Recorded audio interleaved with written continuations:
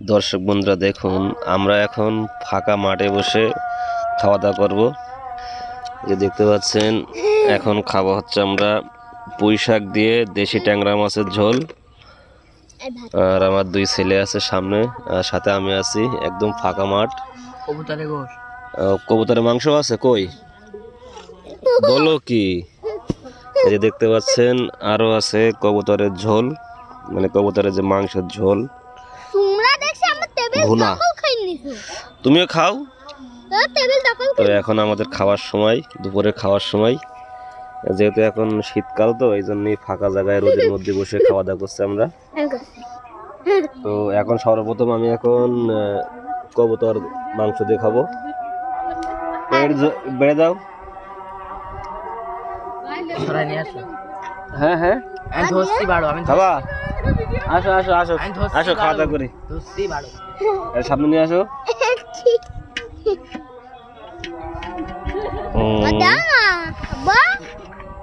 আমি একটু কলিজাটা খাই, তোরা তো কলিজা খাও না, একটু ঝোল নেই। ও এখন কবুতরের মাংস দিয়ে খাবো।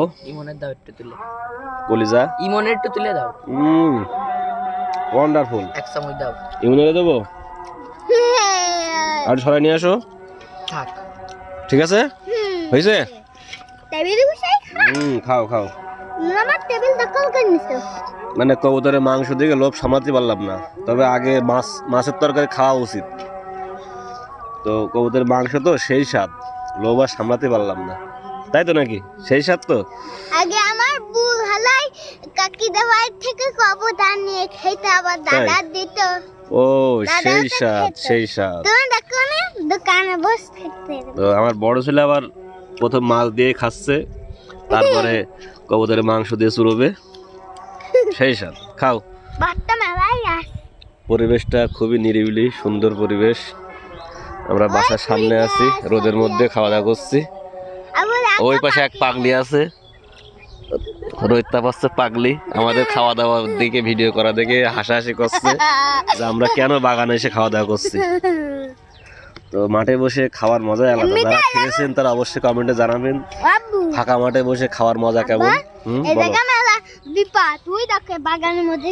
না না, বাগানের মধ্যে এখন দিনের বেলা শ্যাল কমতে আসবে।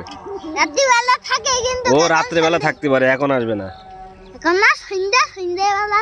কনে সন্ধ্যে, এখন কেবল দুপুর গড়ালে বিকেল আসছে। তো আমরা এই সব ভাত শেষ করতে পারবো তো? ইনশাল্লাহ ইনশাল্লাহ, আমরা তিনে বাপ বেটা খেয়ে শেষ করে দেবো। আসো মামা, আসো, আমরা খাওয়া দাওয়া করে। আসো মামা, শীঘ্র আসো। এরা টিকটক করছে, আমরা আসো শীঘ্র আসো।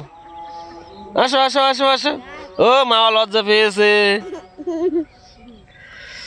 তো সকলে ভালো থাকবেন, আল্লাহ হাফেজ।